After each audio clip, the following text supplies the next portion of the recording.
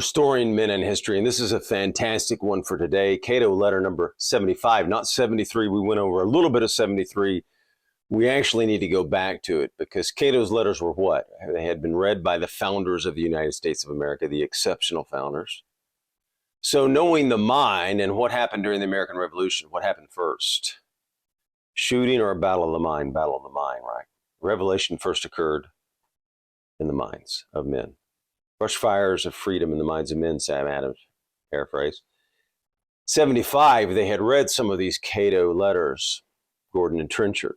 So we're going to go through this one, and if we have to break it into two, we'll break it into two. But actually, I want to do most of this, not just pull quotes like from 73, and I think we should go back and do 73. Because we must set freedom in the minds of men, and it's up to you, the people, to have this knowledge and information and education so that you can talk to your representatives, so you can replace them peacefully in constitutional ways and protect your children, your family, your community, your neighborhood. By being able to allow people to understand why freedom and why the Constitution are both important. We need freedom, we need the Constitution. But you have to protect the Constitution, it has to protect you.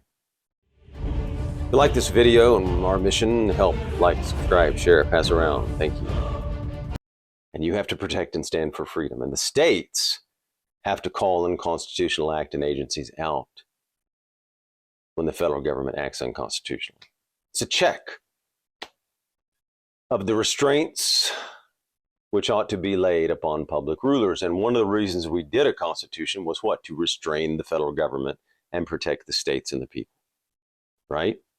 That's why we have a U.S. Constitution written out, to protect the states and the people.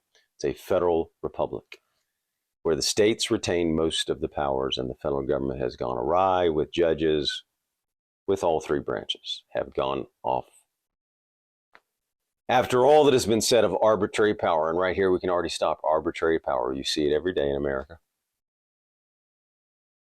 You don't know what one person will be tried for or not in New York City or Philadelphia, Chicago, or who will be let go.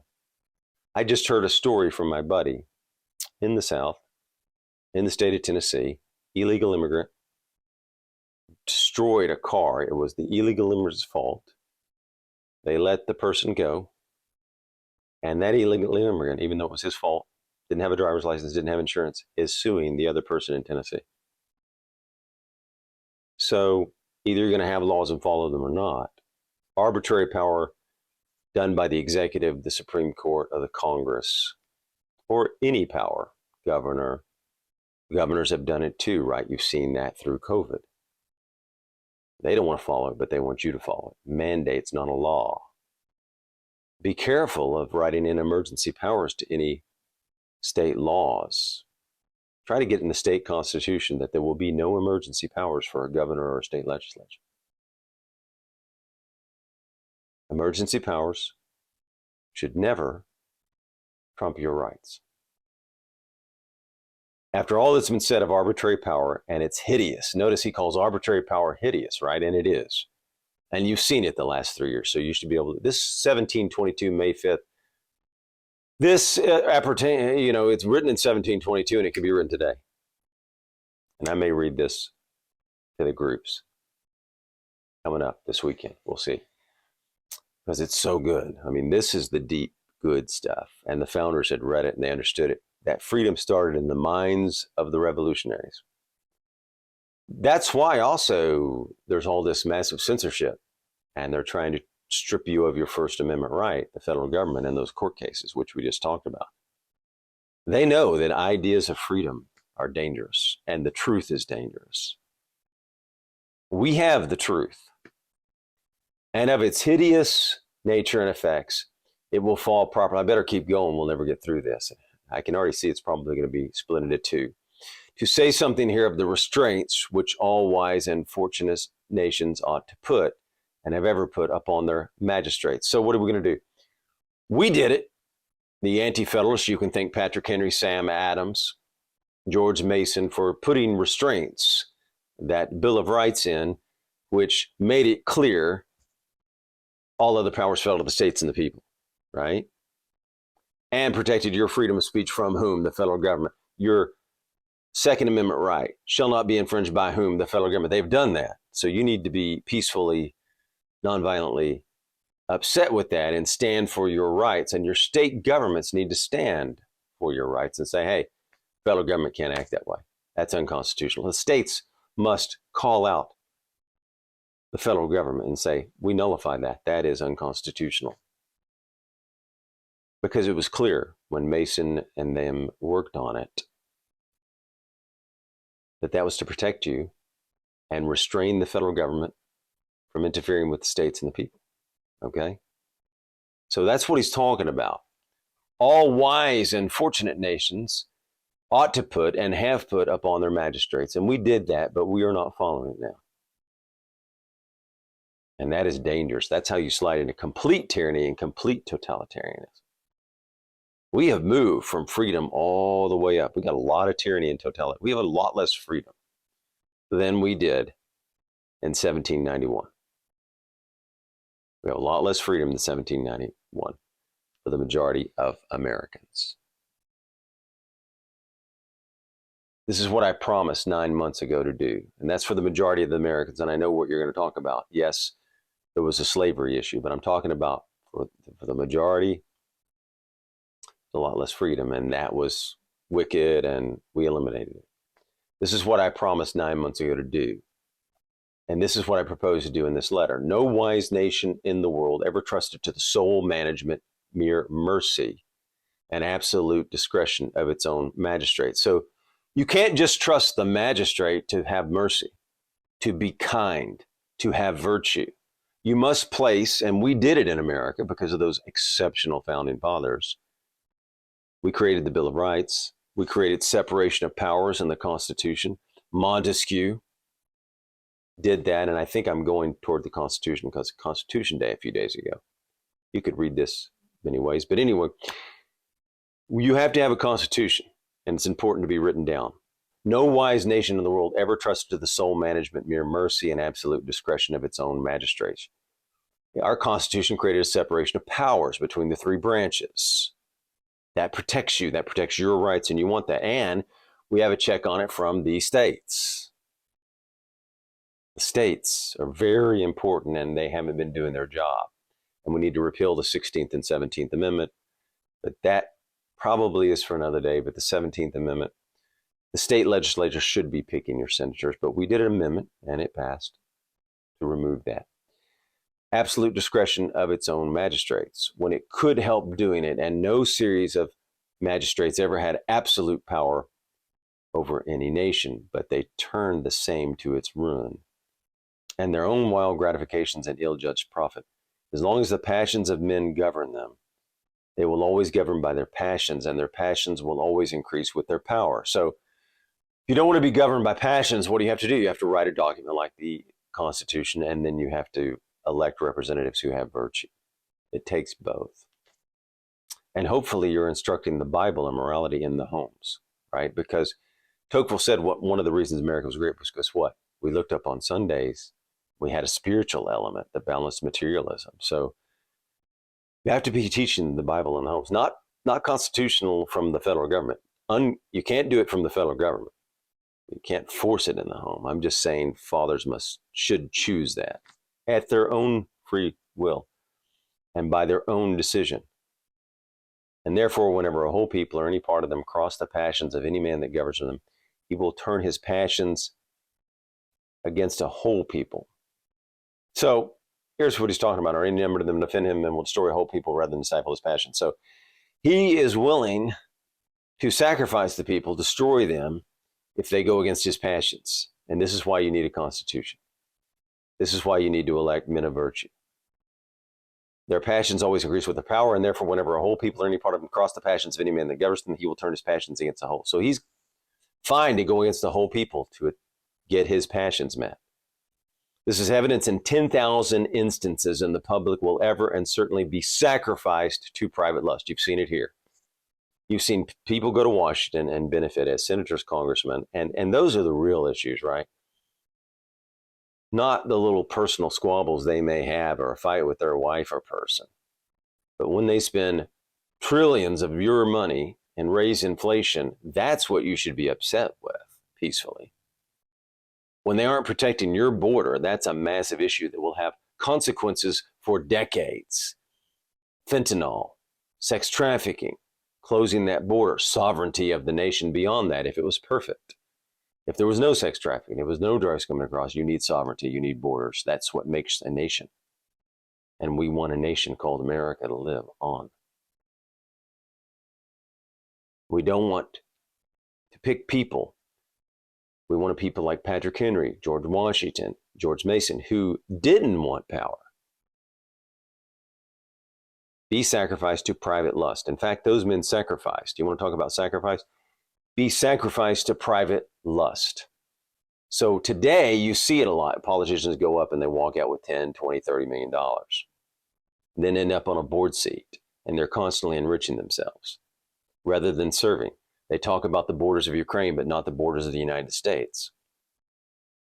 This is evidence in 10,000 instances, and the public will ever and certainly be sacrificed to private life. So what's the ruler going to do? If you have a totalitarian and you don't stop a tyrant or totalitarian or oligarchy or whatever you want that's coming up, they will sacrifice you. You saw it during COVID. You see it today. They're sending money to Ukraine and all these other programs, and it's not just Ukraine. That's one part of the budget. The entitlements, everything they're spending, they'll go well beyond their means, which increases your eggs, guns, butter, energy. And they're shutting down leases, raising the price of your energy. This is evident in 10,000 of the public be sacrificed to private lust. So they will sacrifice you for their own gains. That's what he's saying. So you don't want to, here's the point. You don't want to move to tyrant or totalitarian. I don't want to make this too long. Let's keep reading or it'll go on forever. When private lust governs the public, you don't want private lust governing the public. You want public service that are looking out for you, that are in the mindset, in their mind, that they're there to serve the republic and serve you. And you've had people like that. George Washington, Thomas Jefferson believed they served you, the republic. Thomas Jefferson was very concerned always, is this constitutional? George Washington was asking, is this constitutional? They were concerned about the perpetuity of the Constitution and the republic. Do the men up there today care as much, most of them? We don't see it. We see a lot of talking. Nothing but fear and selfish considerations can keep men within a reasonable bounds, and nothing but the absence of fear can set men at defiance with society and prompt them to oppress it. So if a ruler doesn't have fear, he can be set against you and oppress you. Right? If the ruler has no fear of a constitution, a fear of God, you could have fear of God, right? So one argument that you want someone to believe in God, because if they fear God, you would think they want to do well here temporarily and treat people well so that God honors them and says, well done, good and faithful servant. You served me, you served your people well. You were a good ruler and leader. Or men of virtue. Nothing but fear and selfish considerations can keep men within a reasonable bounds, and nothing but the absence of fear can set men at defiance with society and prompt them to oppress it. So if the ruler, tyrant, totalitarian oligarchy doesn't have any fear of society, they can oppress you. And you've seen it. It's happened. It happened in the last 3 years. Lots of oppression. You put on a mask, you took a jab. We want your guns. We want you to drive an electric car. That's not freedom. That's anti-freedom. They're telling you what to do. We're going to take your cars away. You don't even need a car, Pete said. Remember the other night? You don't even need a car. You can live in a 15-minute city. Digital cash, kill switch. They can cut you off and control you in so many ways. Institutional power. So if they don't fear you, and fortunately you have the Second Amendment to protect you from the federal government, and hopefully your state constitution protects you from your governor and state legislature. Nothing but the absence of fear can set men at defiance with society and prompt them to oppress it. So if a tyrant and totalitarian has all power, all the guns, all the weapons, all the speech, and you have no free speech, they can oppress you. That's why you want a constitution and the Bill of Rights, and you want to protect it. It was there for well-judged of the Spartan Ephyri when they erected an altar to fear as the most proper divinity to restrain the wild ambition of men and to keep their kings within the confines of their duty. So what's the duty? you take an oath to uphold and defend the Constitution, and they denigrate it all the time. We just talked about the court case where they're actually boldly, brazenly going against the Constitution and the First Amendment. You're right. And if you can't speak, how do you disagree with your government peacefully? How do you do that? If they cut off free speech, we have to have the argumentation and debate and peacefully debate ideas and issues. A nation has but two sorts of usurpation to fear, one from their neighbors and another from their own magistrates. Nor is a foreign usurpation more formidable than a domestic. Look, right now we're dealing with more of a domestic usurpation. I mean, you have the UN and the WHO doing those, but if we were following the Constitution, no one would be a threat to the United States of America. If we would restore the Constitution, China wouldn't be a threat, nobody would be a threat. We're weakening ourselves by our debts, deficit, open borders, less rule of law, tiered systems of rule of law, going against American principles that founded and made us great and exceptional as a nation. Not enough God in the homes, right? In the home, I said. Formidable than domestic, which is the most dangerous of the two by being hardest to remove and generally stealing up all the people by degrees. So incrementally, the left has taken away your rights and the people have allowed it. And the states have allowed it, right? Because the states should have been standing up for the Constitution by being the hardest moving generally. So you see this, you slip a little freedom and you say, okay, a little more. Okay. You stand over there 6 feet away. Okay, 12 feet away. Okay, thousands. Okay, move to a smart city, right? People by degrees is fixed before it is scarcely felt or apprehended. So people really in America have been accustomed to freedom and don't seem to see it slipping away. I mean, that was a disaster for 3 years, and it's been a disaster for early 1900s and late 1880s. From the Fed, the 16th, 17th Amendment, this has been a nightmare. Like wild beasts in a wood, beset with toils as yet unseen by them, they think themselves free, but striving to escape, find themselves caught in the chains, which had long been preparing. This is beautiful, and stealing upon them. So building your own little chain, right? And suddenly you're totally enchained. You can't move. Besides, for one people undone by foreign invaders, 10 have been done by their own native rogues. What about Africa? Think about it. How much of that was internal dictators working with someone outside who were entrusted to defend them, but instead of it, and this is sad, either betrayed them to these invaders or seized traitorously for themselves those rights which they were sworn to preserve for others, and then by oppression and cruelty and the other consequences of their treachery, reduced them to an utter disability of defending themselves against any invasion whatsoever. See, sad, right? So they took more and more power. They were sworn, you're sworn to uphold and defend the Constitution, and we watched people denigrate it, damage it, destroy it. Sworn to preserve for others, and then they start oppressing and using cruelty on the people they're supposed to be protecting their rights. Declaration of Independence, we secured these rights and we went into government. Why? To protect life, liberty, property, and the pursuit of happiness. That's property's not in the Declaration, but it's Madison wrote about it and everybody wrote about it and Locke wrote about it. And so we're going to include property. So government's supposed to protect your unalienable rights. It says that in the Declaration. Is our government protecting your unalienable rights? Is it following the Constitution, number 2? Is it restraining itself? Governments don't restrain themselves. It's up to you, the people, and the states to restrain them, and the other branches to, as 51 Federalists said, can have ambition must be made to counteract ambition, right? By oppression and cruelty and the other consequences of their treachery, reduce them to an utter disability. I think we covered that. What has been made, Italy and Asia and their remaining inhabitants starving and contemptible cowards, not the inundation of barbarous nations, though that inundation was owing to the weakness of the inhabitants, weakened and undone by their base and tyrannical governors. But they have been made deserts by the continued depredations of their execrable princes who have acted as if they had scythes in the hand of Satan. That's strong imagery. As if they had scythes in the hand of Satan to down the race of men. You see, opposed to men, right? For themselves, selfish. What's a virtue? Selflessness. What's a vice? Selfishness. What's a vice? Greed. What's a virtue? Generosity, right? We want men to be generous. There's a certain old Italian tyrant now living who, though he has studied rapine converted into a wilderness, a country which nature has made a paradise, yet he is not weary nor ashamed of his rapine, but goes on to suck and squeeze the remaining blood of his ghostly subjects. It's happening today, right?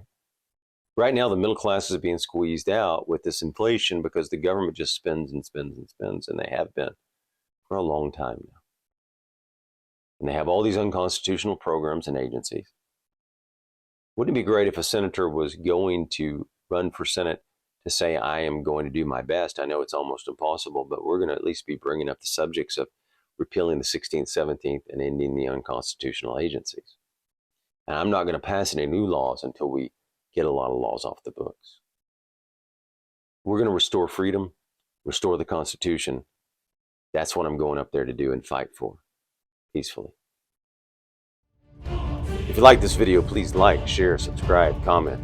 We appreciate it. Thank you.